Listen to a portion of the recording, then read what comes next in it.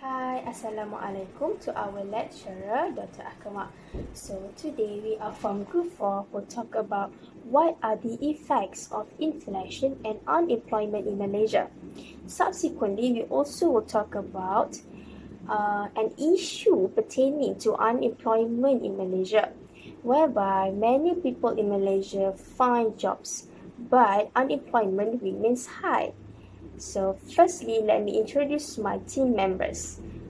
Firstly, me, myself, SITI NAQIYAH binti NORAZIZAN, and then the next one is RIAS NORISAH binti KAMARUDIN, and then we have AIDA SYAZIYAH binti Muhammad NAZRI, and then we have SITI ROQAYYAH binti SANI, and the last one we have NURHAFIZAH FATIN binti Muhammad YASIN.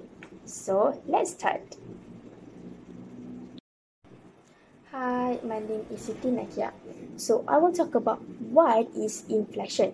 So inflation can be defined as the continuous increase in the aggregate or average price level of goods and services in an economy. So meaning that there is a rise in general price level of goods and services in an economy over a period of time. Thus, when the general price level rises, each unit of currency, which is Ringgit Malaysia, can only buy fewer goods and services. So, which means that people spend their money more, but they can only obtain fewer goods and services. In other words, too much money chasing too few goods. Consequently, inflation reflects a reduction in the purchasing power, as people right now could not afford to purchase many goods and services. So, there is an inverse relationship between inflation and the value of money. Whenever inflation rate is higher, the value of money is decreased. And vice versa, whenever the inflation rate is lower, the value of money will increase. For instance, a long time ago, with 50 ringgit Malaysia, people can buy many of goods and services. But when inflation happened with a 50 ringgit Malaysia, people can only buy fewer goods and services. So when inflation happened, the cost of living is higher. Warahmatullahi wabarakatuh. I'm NORISAH binti KAMARUDIN. So I will be introducing you all about what is unemployment. So, unemployment has shown an economic condition where people are willing to work being employed. During the recession period, an economy usually experiences high unemployment rates. So, there are two population groups, which are economically active and economically inactive. Most of people that are able to work are between age 15 to 64 years old. Economically active consists voluntary and involuntary. Both categories people as a person who never tried to search for a job, just by ill or bad weather, waiting for a job application and find a job before the reference week. So we go to voluntary unemployment. What is voluntary unemployment? Voluntary unemployment refers to an unemployed person who receives a job offer but refuses to accept it due to the wage rate. Meanwhile, a person who has intended to work in any acceptable wage but does not get the opportunity known as involuntary unemployment. So most of people are affected to this involuntary category, as it gives a big impact to the economy and can cause human suffer. Economically inactive involve a group of people who are not in labor force. This group of people are being permanent resident in institutions such as armed forces, staying in military, first-time student, and base. It is impossible for a country to result zero unemployment, as there must be unemployed people while changing their job. So an economy will achieve full employment if the rate of employment is not over 3%. Okay, so who are the losers from the continuous unanticipated inflation? So we know the definition of inflation is the general price level rises such that the purchasing power of Ringgit Malaysia goes down. So for example, the cost of basket of goods and services is 1 ringgit, and when inflation happens, the cost of the same basket is 10 ringgit. So previously, imagine that we have ringgit Malaysia of this size, and then this reflects when the inflation rate is lower and the value of money is increased, whereby we can buy many goods and services as the price is lower. And then when inflation happen, the ringgit Malaysia is like this size. Yeah, so this reflects when inflation rate is higher and the value of money is decreased. So with this ringgit Malaysia, we can only buy few goods and services as the price right now is higher. So there are 4 categories of the losers. Firstly, the creditors. The creditors will be suffered if the inflation rate is exceeds the rate of interest charged on the loan. So think about the creditors. The creditors, they lend others money. So imagine that previously they lend their monies of this maybe, for example, like 100 ringgit of this size. But when inflation happened, they could only get their money back of 100 ringgit of this size. So yeah, they must be pretty upset. So secondly, the losers are the wage earners. Okay, so the wage earners, they will facing difficulty to survive as their real income will decrease. So previously, let's say their income is 3,000 per month. They receive their income of 3,000 per month of this size. But when inflation happened, they receive their 3,000, their income of 3,000 per month of this size. So they are hard to adapt with the rising prices of goods and services. And then the next one is the pensioners. So the pensioners is the one who receive the fixed income, and they are the most badly affected group. So this is because the real value of their income right now is decreased because of the unanticipated inflation. And the last one is the savers. So savers, they expect that their saving is 1,000, let's say 1,000 of this size. But because the unanticipated inflation, their saving become 1,000 of this size. So their purchasing power of savings will decline, and their savings are effectively worthless. So we go to effect of inflation and unemployment in Malaysia. Inflation.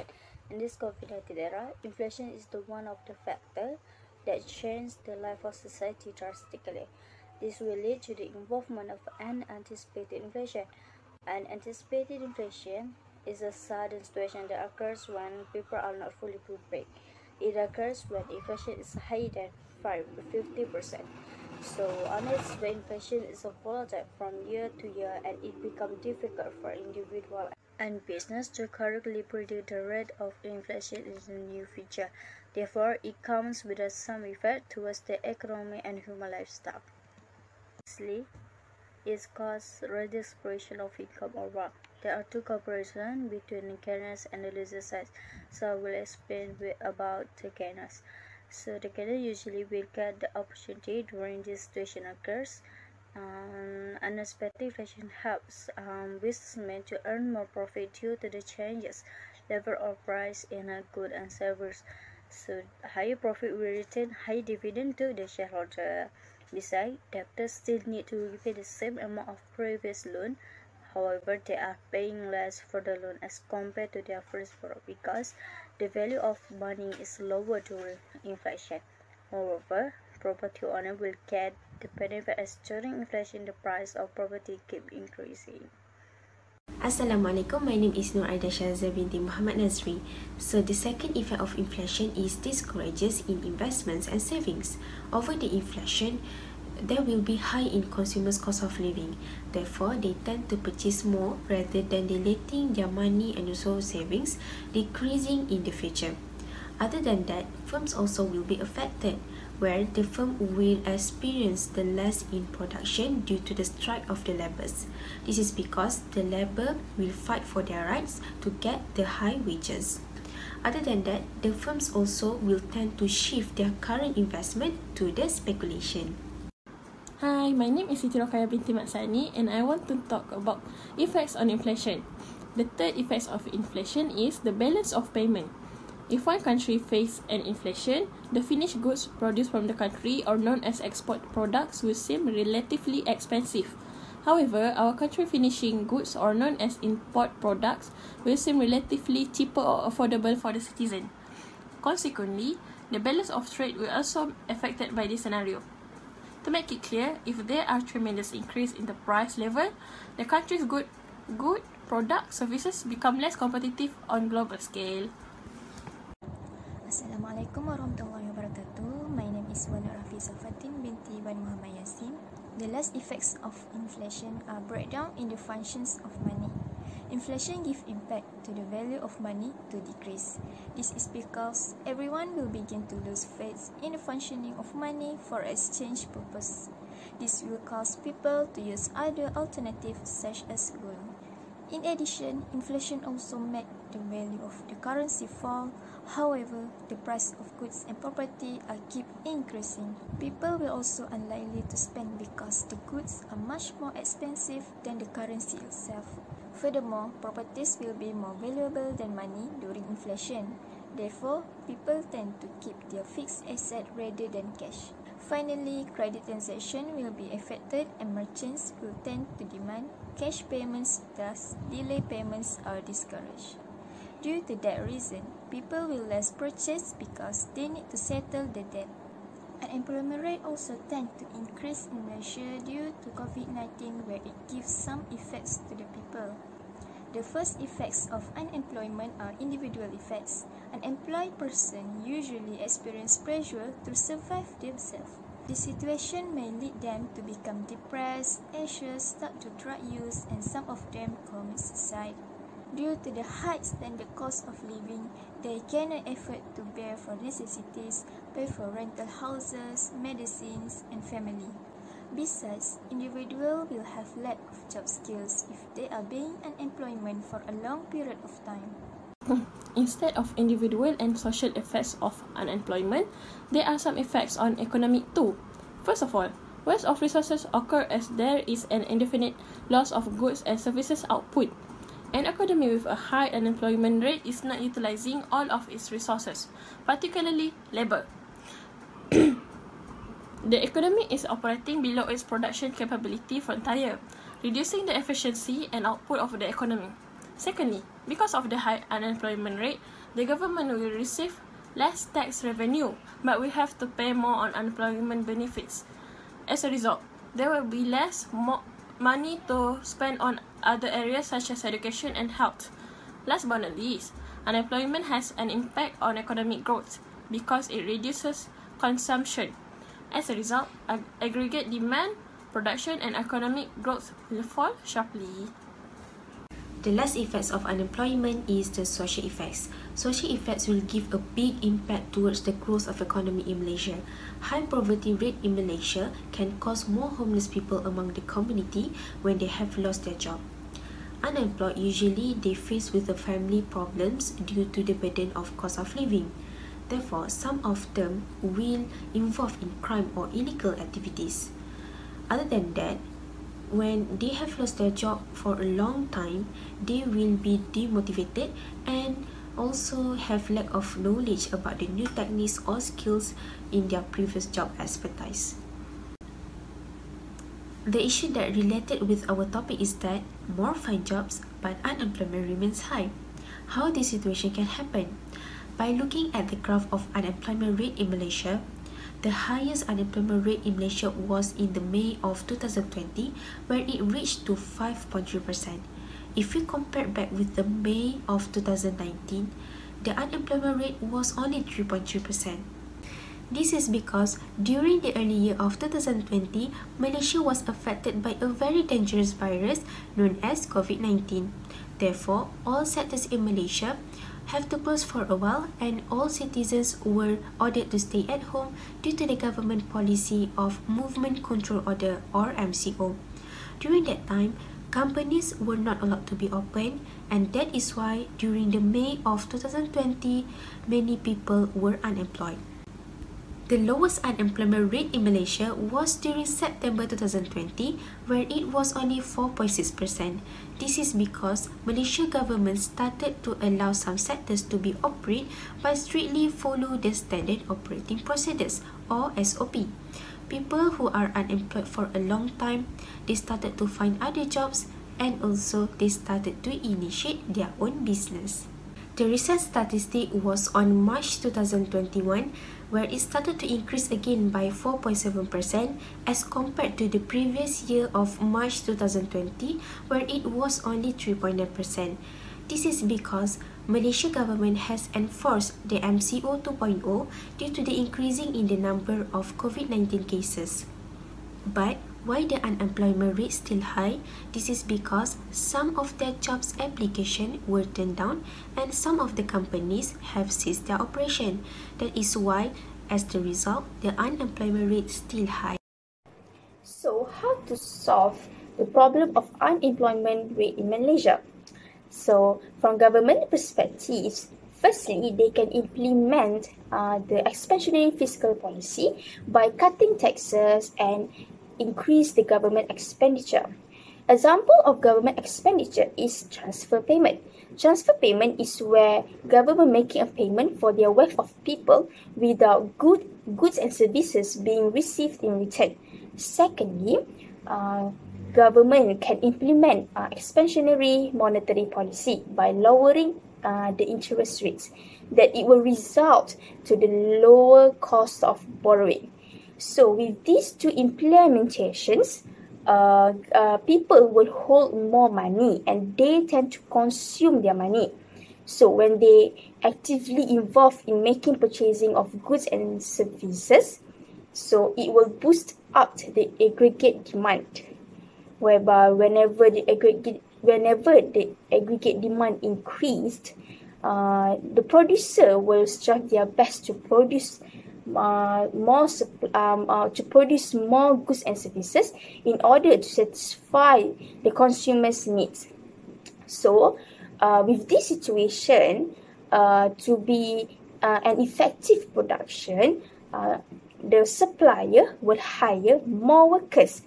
Therefore, it will reduce the unemployment rate and it will increase up the rate of economic growth. That's all from me. Thank you. As a view of an economic student, one of the policies from the supply side to reduce unemployment rate is the company need to lower minimum wage to reduce real wage unemployment. If the supplier lower the minimum wage, they are able to hire more labor. Hence, the production efficiency can be improved on the supply side.